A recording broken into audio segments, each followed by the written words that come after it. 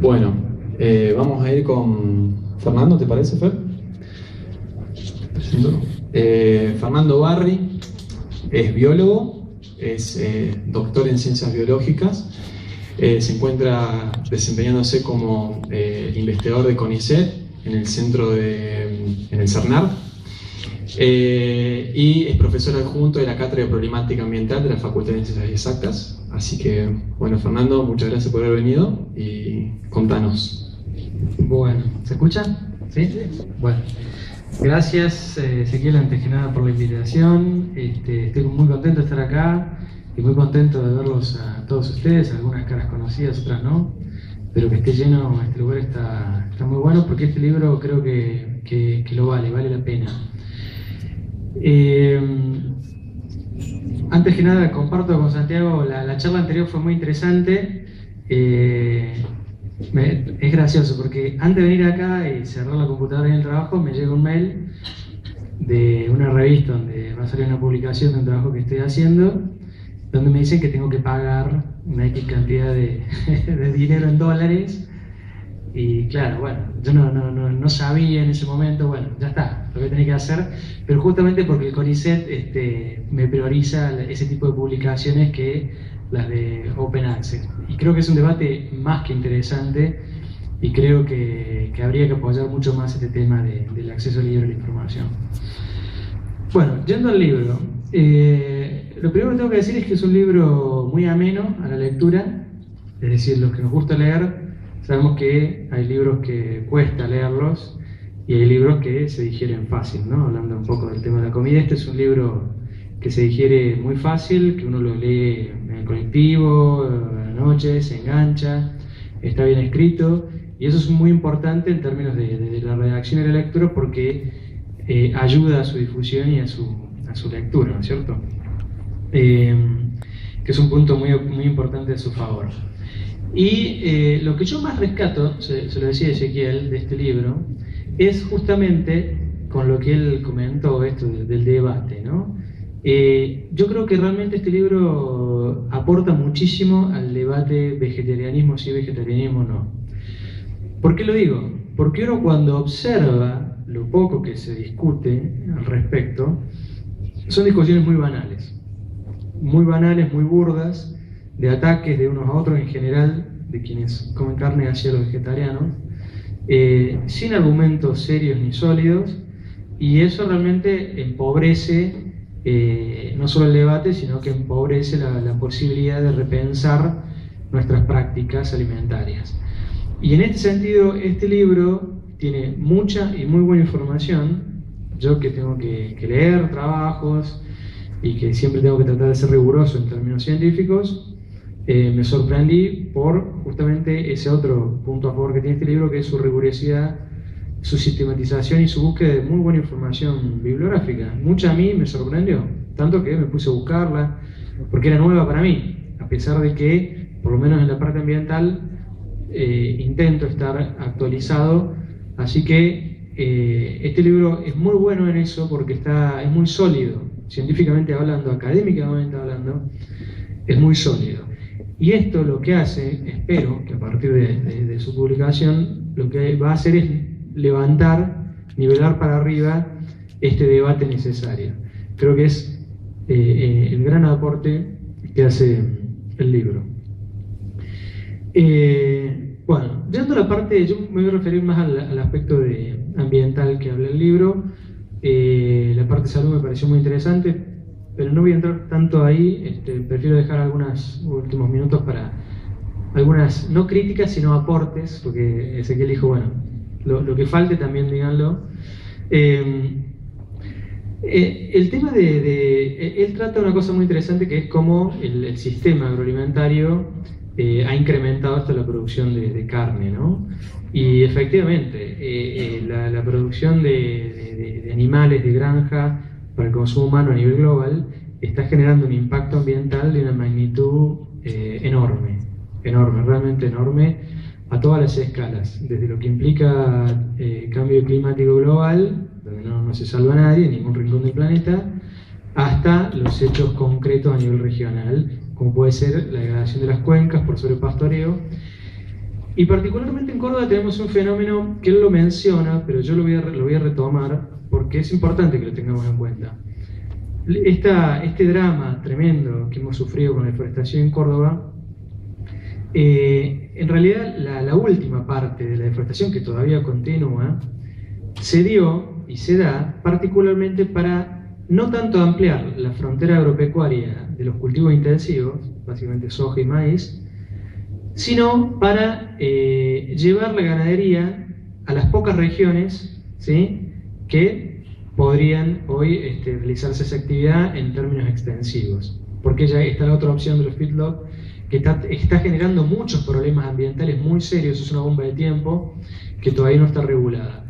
Pero la ganadería extensiva, que se hacía en grandes extensiones de la provincia, con este boom de la soja, fue desplazada. Entonces, cuando se dio la discusión de la ley de bosque, que no fue, la ley que se aprobó, que acá hay una cosa que quiero destacar, que no lo mencionó Santiago para que quede claro.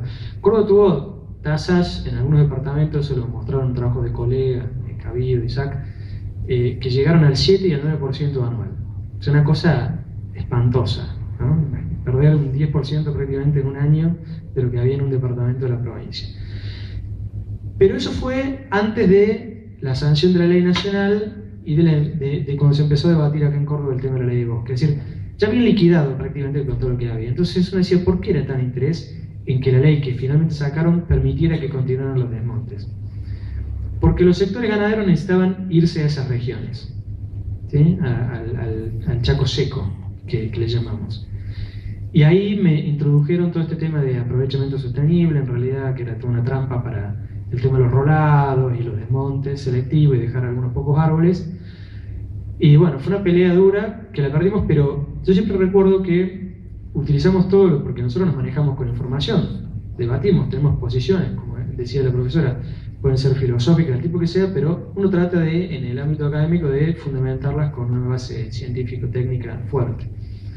Y yo recuerdo que el ingeniero Carranza, que es un investigador del INTA de Villa Dolores, fue y a los sectores estos ruralistas le dijo, es que ustedes no están planteando un sistema silvopastoril. Él es uno de los especialistas en sistemas silvopastoriles de la Argentina. Le dijo, ustedes están planteando intensificar un sistema de cría de ganado que ya produjo el 60% de certificación del noroeste cordobés.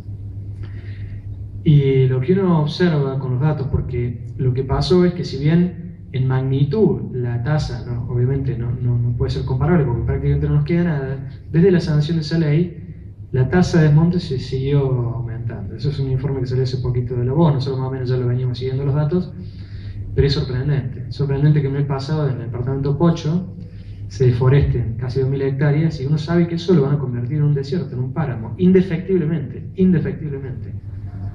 No hay ninguna otra alternativa. Y eso es, en el mejor de los casos, para ganadería y si no, hacer riego con sistema pivote. Entonces, mucho del drama de la deforestación y la pérdida de esta biodiversidad que decía Santiago tiene que ver con llevar la ganadería ahí. Entonces, nos obliga a repensar, ¿sí?, en base a este libro, también si estamos dispuestos a dilapidar lo que nosotros llamamos ese capital natural para criar las vacas ahí, o si, como plantean algunos colegas, Ana Singolán y Daniel Renson, si queremos que las sierras sean fuente de producción de carne o de agua. Y realmente el debate por los datos está a ese nivel de fino. Por supuesto hay quienes dicen no es compatible. Bueno, los datos, por lo menos para lo que es las sierras grandes, están indicando que no sería compatible ni siquiera bajas cargas. Entonces, es necesario entrar en esa discusión y creo que esto contribuye mucho porque si bien, y él está bueno porque él no plantea todo el tiempo en el libro de que es necesario que todos seamos vegetarianos. Él claramente en varios puntos dice, si todos bajaran un poco la tasa de consumo de carne, las cosas serían distintas, y claramente serían distintas. Pensándolo en términos globales, es muy paradójica la situación. Los chinos pasaron en un siglo, no menos de un siglo, en unas pocas décadas, de comer un promedio de 7 kilos de carne anual a comer 70 kilos de carne anual por persona.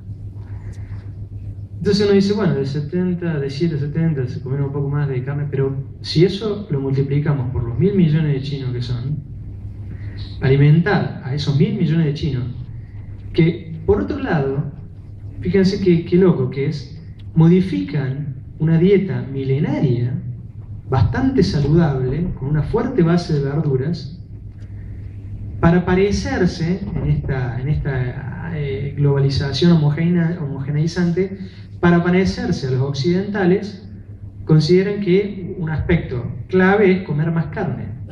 Es decir, yo no sé, la profesora me corregirá, pero no creo que la dieta de los chinos previo a la actual haya sido no saludable. De hecho, hoy los chinos empiezan a tener epidemias de obesidad cuando antes no la tenían. Entonces, pero ese salto en la magnitud de consumo de carne en China impacta fuertemente en otras regiones del mundo como en la nuestra, y ahí es donde viene esto de que el Chaco prácticamente lo liquidan para producir esa soja que necesitan para darle de comer a esos chanchos y gallinas. Siempre cuento un caso que me pareció trágico, pero que muestra. Estaba en un congreso en Salta y un investigador me decía que sobrevolaba la comunidad Wichí y que ya estaban quedando aisladas en parchecitos de monte y se morían de hambre porque salían al monte y hacían 1 kilómetro de su comunidad y empezaba el campo de soja. Entonces ya no había animales, no había frutos, no había nada para recolectar. Son cazadores-recolectores, o eran cazadores-recolectores.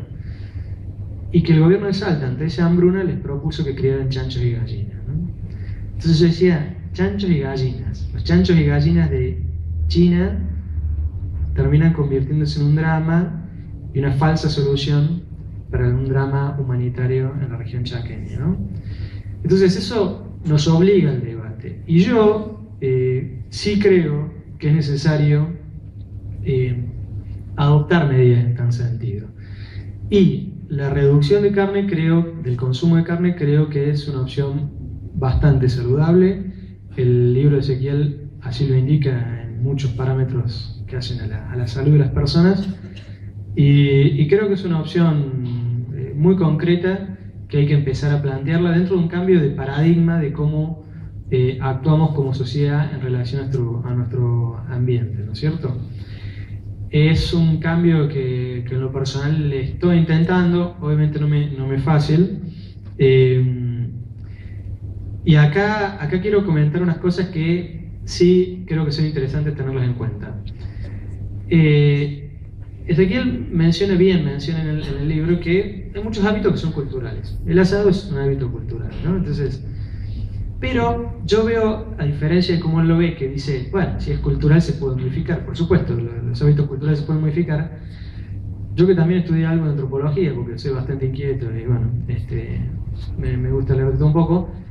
La cultura en las sociedades en general tiene un peso muy fuerte. Es decir, cuando algo tiene un arraigambre cultural, es muy difícil de modificar. Y se los cuento en mi experiencia propia. Yo con este tema del vegetarianismo también es como muy nuevo, porque yo tengo 2 anécdotas simpáticas. La primera es cuando yo estudiaba en biología en la facu en primer año, tenía un grupo de amigos que nos juntábamos a hacer nada, digamos. En el primer año no estudiamos casi nada, no, así no fue también, pero nos juntábamos toda la semana a comer asado, ¿no? Y teníamos un compañero del grupo que era vegetariano. Y claro, para nosotros no existía. O sea, nos juntábamos y él venía con su viandita, no lo teníamos en cuenta, pero ni por casualidad. Hasta que él empezó a adoptar una práctica de invitarnos a él a comer, y bueno, ahí yo empecé a probar un montón de cosas interesantes que nunca había comido. Fue la primera fondue, la probé en la casa de él, y otras cosas ricas de vegetales. Pero claro, en ese momento para mí un vegetariano era un ser extraño, inconscientemente, ¿no? Después con el tiempo, la otra anécdota es una vez invito a un amigo sueco que había vivido conmigo, bueno, vino con su mujer de visita, obviamente, que hacemos los argentinos, lo invito a comer un asado. Entonces, cuando llegan, yo muy contento, ahí tenía la parrilla lista, me dice, pero mi mujer es vegetariana, y dije, cagamos. Entonces me fui al súper, agarré verdura y la tiré al parrilla, y salió un muy buen asado vegetariano. Fue mi primer asado vegetariano y bueno, salió muy bueno. Y esto lo cuento porque, en realidad, yo lo que noto es que a mí lo que me cuesta es abandonar el hábito cultural. Es decir, me gusta tomarme mi vasito de vino, prepararlo, puede que coma casi muy poca carne incluso, pero me cuesta mucho abandonar eso. Entonces, esto lo comento en el sentido de que esta búsqueda de que cada vez más personas consuman menos carnes implica también pensar cómo culturalmente hacemos esa transición. No va a ser tan fácil, es posible, pero hay que repensarlo también desde el punto de vista sociocultural, ¿sí? Que por ahí no somos especialistas, pero que está bueno tenerlo en cuenta. Y lo último que quería mencionar es que yo creo que hay un problema, además del incremento del consumo de la carne y las consecuencias en la salud y en el ambiente que produce, y que el vegetarianismo es una buena opción para mitigar eso, tiene que ver con el sistema global de producción de alimentos. Creo que este problema de la producción de animales de cría para el consumo de carne está vinculado necesariamente a algo que incluso quienes comen solo vegetales o son ovo-lacto vegetarianos o lo que fuera, también lo tienen que pensar, que es quién nos da de comer y qué nos da de comer. Porque si ustedes van al súper o al negocio del frente y agarran todo lo que hay ahí, seguro que en la mitad de las cosas encuentran jarabe de maíz y en la otra mitad encuentran lecitina de soja. ¿Sí? Entonces, ayer justo veía un documental que se llama Food Inc., está en internet, es bastante interesante, y un poco habla de eso, ¿no? Estamos, si se quiere, atrapados por un sistema global de producción de alimentos que nos dice, ustedes pueden comer solo 4 cosas: maíz, soja, carne, huevo, leche y algunas cositas más, y ya. Y cada vez más como ciudadanos no estamos en condiciones de poder plantear opciones. Entonces, cuando pensamos qué comemos, creo que no solo tenemos que pensar si comemos más o menos carne, sino también qué otras cosas estamos comiendo. Porque por ahí nos hacemos una hermosa ensalada de lechuga y viene con litros de glifosato, endosulfán, 2,4-D y no sé cuántas cosas más, como descubrió un fiscal aquí en el mercado de abasto. Entonces, creo que es muy necesario repensar el tema de la alimentación en términos globales, y es mentira que no se puede producir alimento de otra manera. Hay varios trabajos muy interesantes actualmente que están mostrando una crisis en este sistema de producción intensificado que se vende como la única alternativa para salvar el hambre del mundo, pero el hambre del mundo no se va a salvar con eso, sino redistribuyendo bien los recursos. Es decir, nosotros argentinos producimos alimentos para 400 millones de personas, 10 veces más de lo que somos. Entonces, si en Argentina hay pobreza, hay que buscar la explicación por otro lado, o si hay hambre, mejor dicho, hay que buscar la explicación por otro lado y no en términos de la producción de alimentos. Entonces, creo que este libro nos ayuda a ir a ese otro paradigma de consumo, de pensar que consumimos, porque hay que llevarlo a todas las escalas. Cuando compramos estos cosos, uno de estos, viene con una cajita que dice esto es un producto con un ISO 9000 no sé cuánto y ultra certificado, pero nadie me dice si atrás de la producción de este celular no explotaron a niños esclavos en el Congo belga, no volaron montañas, no mataron gorilas, ecologistas, para sacar un mineral. Nadie me lo dice. Entonces, el poder que tenemos como ciudadanos creo que es muy fuerte, como consumidores sobre todo es muy fuerte, porque es la base de este sistema en el cual estamos metidos, y creo que tenemos que empezar a usar esa herramienta de consumo y empezar a elegir correctamente.